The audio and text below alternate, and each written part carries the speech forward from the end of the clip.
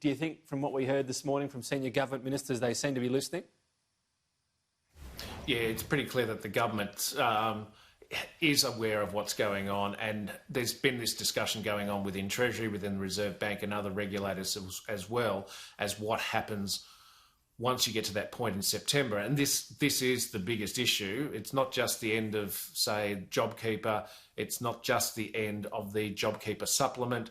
You also have the banks, the deferrals that they've given, about 150 billion worth of deferrals in terms of mortgages, another 80, 90 billion in terms of small business repayments. That all comes through. Even council rates. People will start getting inflated council rates notices around the same time. So everyone is aware of what happens at that point, September, October, that there's going to be a real crunch, and it's how you deal with it at that point.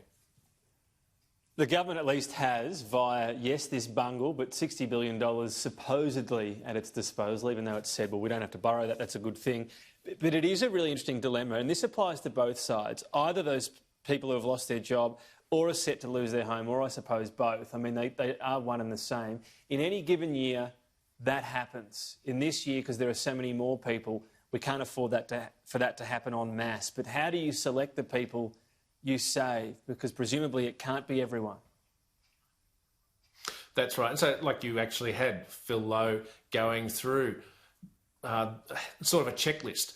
Do businesses that are in industries that have done better, do they need to get continued support through JobKeeper? Probably not.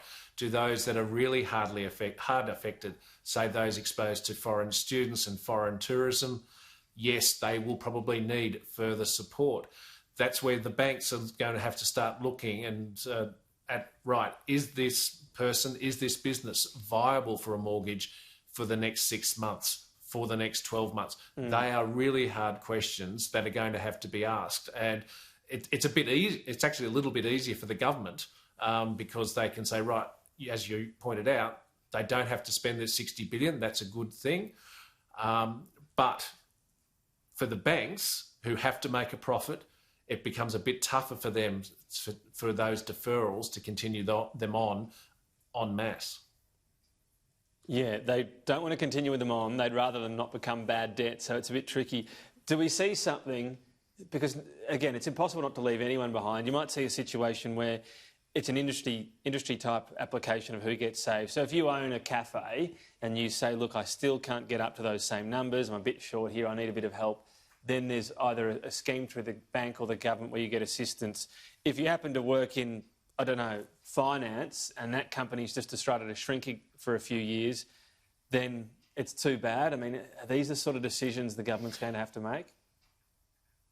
Yeah, and they're not easy decisions. Like this whole process has not been easy, and you can actually see it, just how difficult it has been for Treasury trying to work out what the costs are and how many people it'll extend to. So very difficult, and these are choices that are going to have to be made.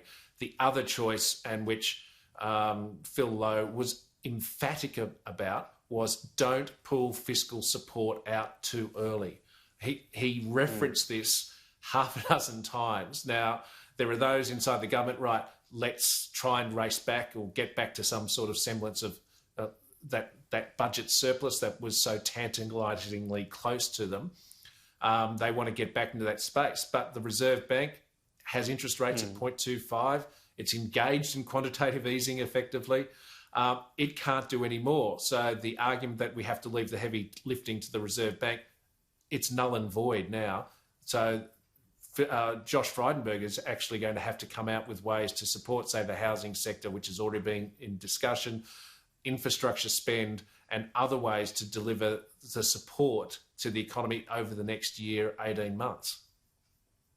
Yeah, it's interesting, a devilish problem so far. For example, they've let universities fend for themselves. I suppose there will be others. We will see. Just finally, on another matter, the Palace Letters decision in the High Court. So this decision appears to be to urge the National Archives to put these in the public interest.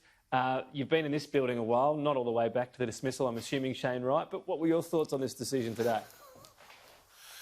Really interesting, given that through the lower courts, they'd found not in favour of Jenny Hocking and her effort to get these 211 letters between Sir John Kerr and Her Majesty released publicly. One of the interesting bits is, right, so final victory for her, and it would seem very difficult for the archives to maintain that they cannot release these. It goes to a point that in the judgment here that the archives, which ran a loss of close to $14 million last year, and had a reduction in its funding from the federal government as well as part of the efficiency dividend, it has to pay the costs of Jenny Hocking's challenge through all the court actions that's going on. Wow. So it's a relatively small institution. I think its budget's somewhere between $70 and $80 million. There's $1 million that's gone. So you start thinking, was this a real good case to fight all the way to the High Court? And I use the archives, like you, Tom, love the annual release of the cabinet papers that comes out on New Year's Day. They're under a lot of financial pressure. This just doesn't help their case at the moment. So, just briefly on this, though, what are we expecting to find out of this? You mentioned the RBA and the way they can sort of write indirectly. Is that what we'll get from the Queen? Dare I say it? The argument is that a bit of frank and fearless advice between Sir John and Her Majesty. That's the whole argument, that these 211 letters, they also include, say, correspondence with Her Majesty's private secretary about the situation in 1975 going on down here, also with Prince Charles.